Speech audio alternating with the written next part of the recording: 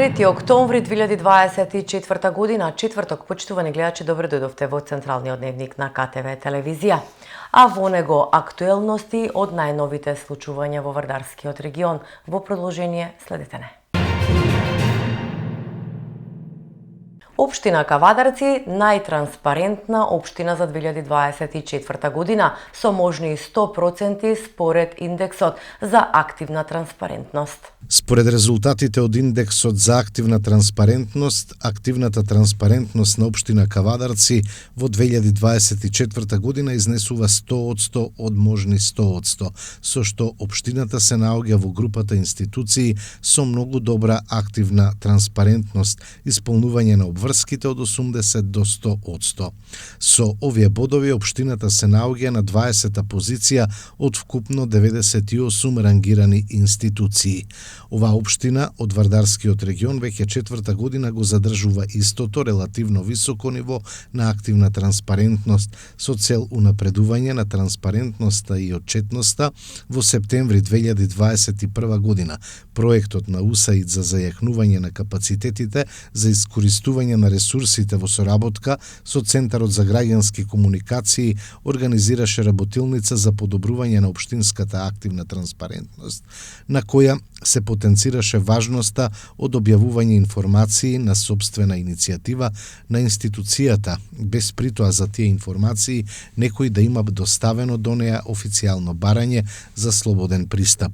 Од тогаш проектот континуирано ги поддржува партнер општините од првата група, меѓу која и општина Кавадарци во унапредувањето на активната транспарентност. Во мај 2021 година општина Кавадарци подпиша меморандум за соработка со проектот на УСАИД за зајакнување на капацитетите за искористување на ресурсите со цел унапредување на капацитетите на општината во областите: управување со општински јавни финансии, планирање и извршување на буџетот, фискална транспарентност и отчетност, планирање и прибирање на приходи од сопствени извори, пристап до надворешно финансирање и овозможувачка средина за вклучување на приватниот сектор, се наведува во информацијата од локалната самоуправа. Општина Кавадарци интензивно е посветена на решавање на поројниците во градот. Деновиве се работи на санирање на улицата Ристо Ѓондев во село Ваташа, од каде при поројни врнежи се слеваше големо количество на кал и атмосферска вода на главната улица. Таму се поставува атмосферска канализација ФИ-1000. Градоначалникот Митко Јанчев во изјава за КТВ најавува активности и на други проблематични точки во градот и околината. 3 проекти се оваагодишни во програмата Ристо Ѓондев. Вториот проект е кај новиот мост во Ваташа, поројниците од делот на Моклиште. И уширен проект го имаме на Кавадаречки дол. Сега моментално се работи на Ристо Ѓондев. Ристо Ѓондев од неизното градење на улица имало горе преливен базен, меѓутоа тој базен служил само за акумулација на ударната вода, неизено поспирување и пуштање пак по самата улица и вливање во реката Лудомара, односно се изливаше по Страшо Пинчер. Сами знаете кога имаш таму обилни дождови дека многу чакал, песок, нанос на камења и после тоа ни ствараше многу големи и трошкови за чистење, меѓутоа е нелагодна ситуација за самите сограѓани. 9,5 милиона денара е само од Ристо Ѓондев, каде ќе се прават новите ложници горе на самиот влив над улицата. Подолж улицата се става цевка ФИ-1000 и сите притоки кои што ги има Ристо Ѓондев од лево и десно како поројници ќе бидат офатени со сливници и ќе биде однесена водата до реката Лудомара. Со тоа очекувам да комплетната дождовна вода или таа соводолница која што дотекува при обилни врнежи се офати во таа цевка ФИ-1000 и да ги немаме оние немили гледки, настани, порои и чакал, така да селективно ги работиме и систематски сите тие поројници и ни остануваат уште многу малку за решавање, како што реков, на новиот мост во село Ваташа, Кавадаречки дол и во делот на оно што значи поројници, општина Кавадарци со КВФ програмата, со градењето на неколку километри атмосферска канализација ја сепарирање од канализационата мрежа, мислам дека постигнавме целта од она граница на порање дождови да немаме проблеми во делот на градското и на приградското подрачје. Продолжуваме со активностите во општина Кавадарци. Се асфалтираат игралиштата кои се во склоп на новиот парк во средното општинско земјоделско шумарско училиште Ѓорче Петров Кавадарци. Ракометно и кошаркарско игралиште со вкупна површина од 1500 метри квадратни, комплетно со конструкција за кошарка и гол, каде што се изведени и пешачка патека, осветлување, озеленување и систем за наводнување. Изведувач на работите е фирмата Power Trade, а вкупната вредност на договорот е 9.870.000 денари, информираат од локалната самоуправа. Поставена е гумена подлога на детско игралиште во село Марена, во склоп на детската градинка и основното училиште на површина од 85 метри квадратни. Истото ќе се озелени и ќе се постави нова урбана опрема. Изведувач на работите е теракота од Прилеп, информираат од локалната самоуправа. Во дневникот најнови информации од билтенот на МВР, утринава во 6 часот полициски службеници од ОВР Кавадарци го привеле ПБ 38 години од Кавадарци, кој бил баран со потерница врз основа на наредба на Основен суд Кавадарци за излежување казна затвор. Лицето било спроведено во казнено-поправната установа Затвор Гевгелија за излежување на казната, информираат од СВР Велес.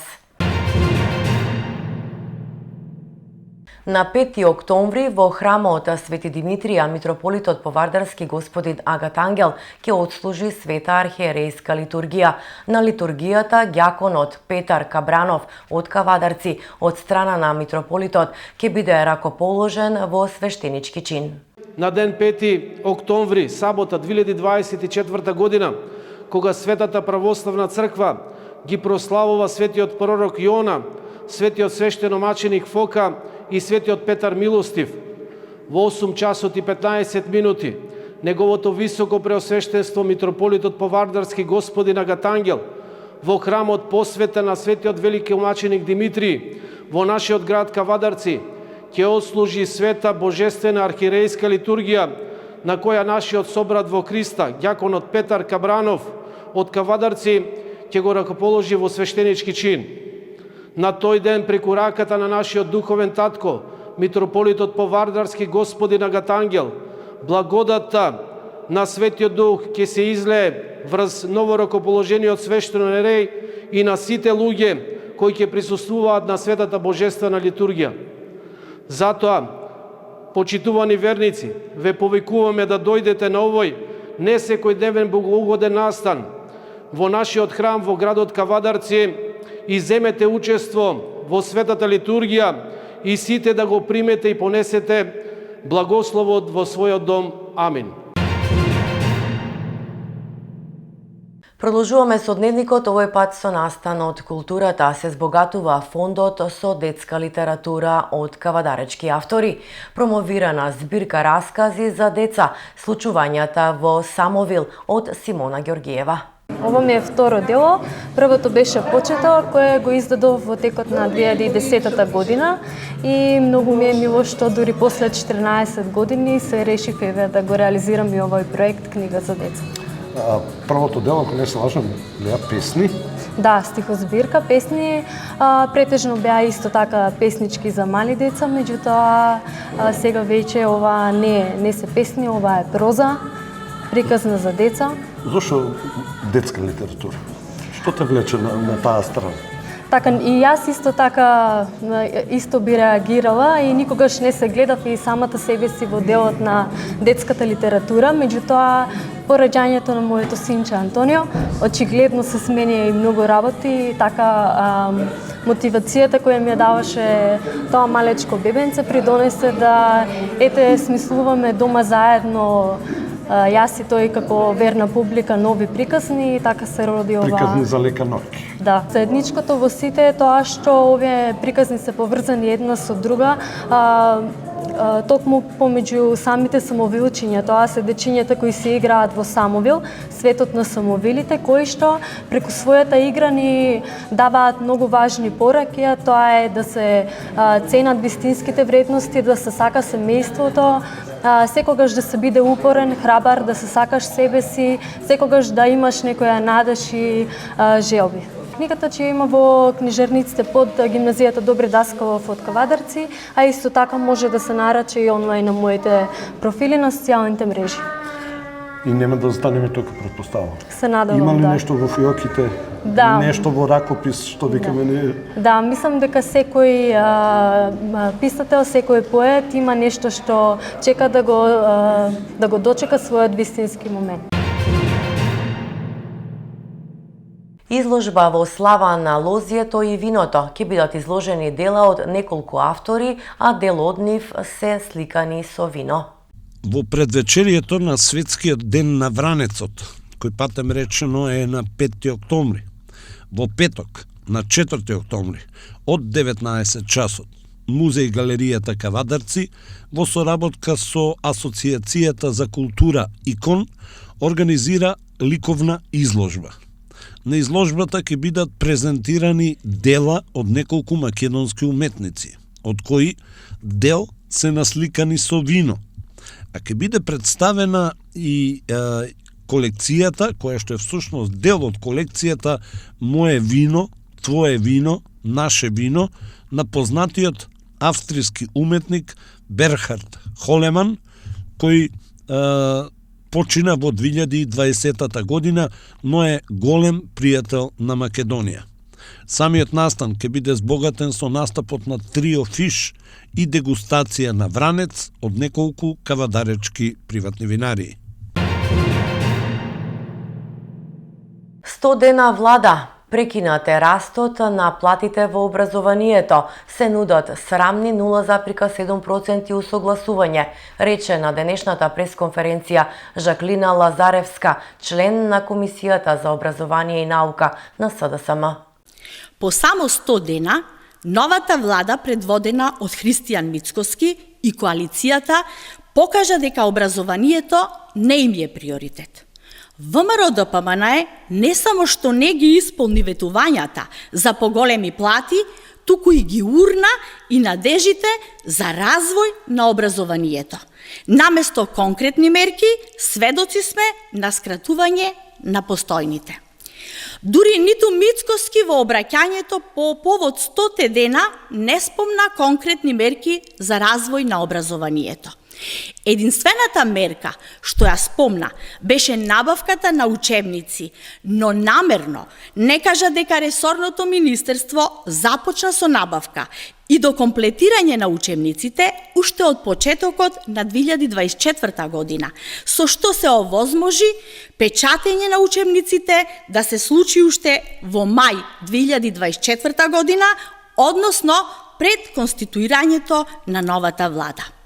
Ја прекинаа планираната низа на раст на платите и донесоа одлука за деградирачко, срамно усогласување од само 0,7%, што е минимални 200 до 300 денари. Толку ли за ВМРО-ДПМН е вредат наставниците? Од овој септември платите на наставниците требаше да се зголемат за 12%, односно дополнителни 4300 денари. Ова зголемување беше дел од новиот колективен договор за основното и средното образование. Но, благодарение на неспособноста на министерката Весна Јаневска, наставниците сега губат повеќе од 4000 денари секој месец. ВМРО-ДПМН лаже дека нема пари за повисоки плати, бидејќи средствата беа проектирани во буџетот на Министерството за образование за 2024 година. Но, со ребалансот, ВМРО-ДПМН одлучи да ги прераспредели парите за своји приоритети, што резултираше со кратење на средствата за инвестиции во образованието, подобрување на инфраструктурата, програми за деца од социјално ранливите категории. Ова е уште една од низата лаги на ВМРО ДПМН, бидејќи во нивната програма стои раст на платите и подобрување на инфраструктурата.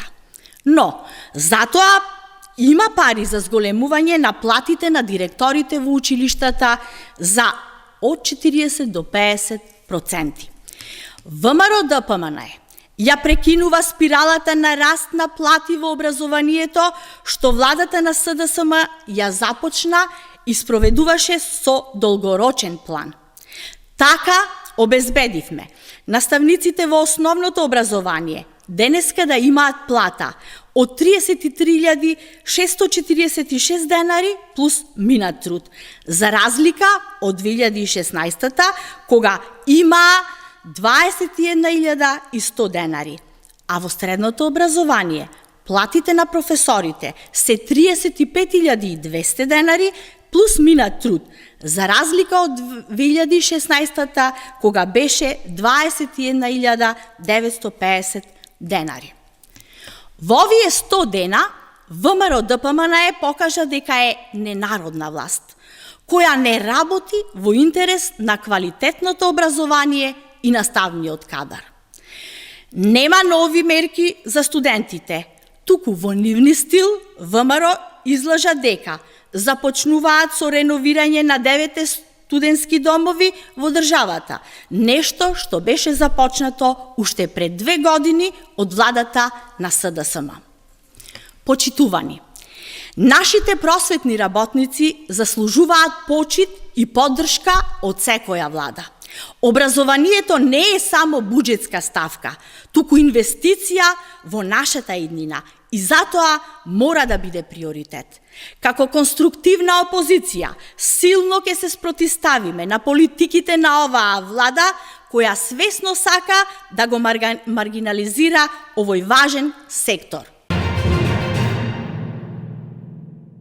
Државниот завод за ревизија констатира владата на СДСМ и ДУИ со авторски договори ангажирала лица кои не вршеле работа од овој тип, ниту имало потреба за тоа, обвини на денешната пресконференција Миле Левков од ВМРО ДПМН.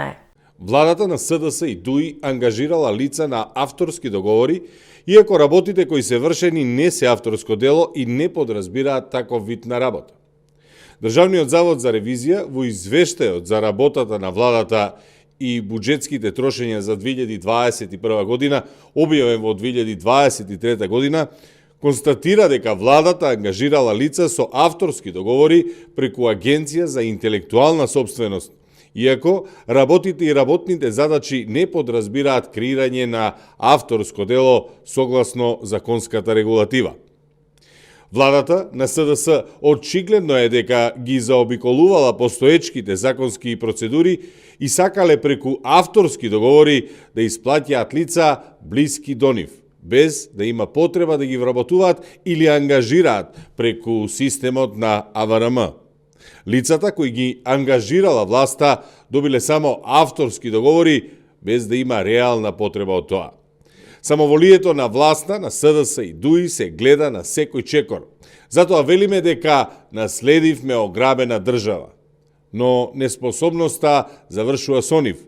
ВМРО ДПМН сега работи 100% одговорно за твојата иднина.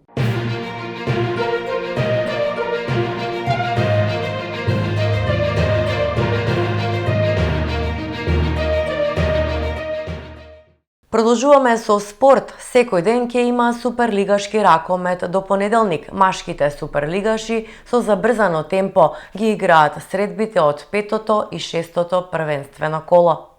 Ракометните суперлигаши во набиена агенда ги одработуваат домашните обврски. Вчера се одиграат средбите од вонредното 5-то коло, а ракомет ќе се игра на секаде низ Македонија буквално секој ден до крајот на оваа недела. Во езерското дерби Охрид ја совлада Струга со 17-31 и Оста со максимален учинок 5 од 5. Вардар гостуваше кај Бутел и се изнамачи да победи со 27-30. Сметката за поразот во вечното дерби ја плати Пролет, кој нагости кај шампионот Еврофарм Пелистер загуби со 31-20.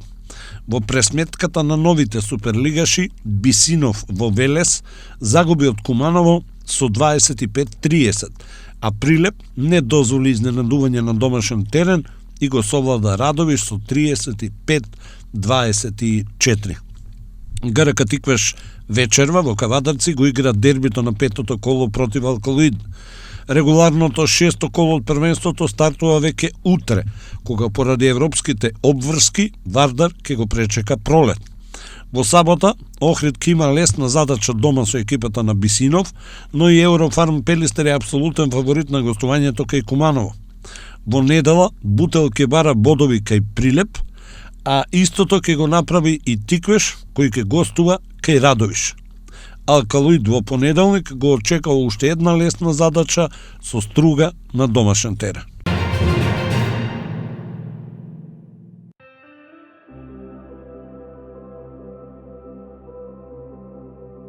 И пред самиот крај на дневникот да погледнеме какво време не очекува. Променливо облачно со повремени врнежи од дожд на места пообилни, локално во форма на невреме, проследени со грмежи и засилен ветер. Врнежите ќе продолжат и преку ноќта, кога и понатаму ќе биде ветровито, температура до 29 степени.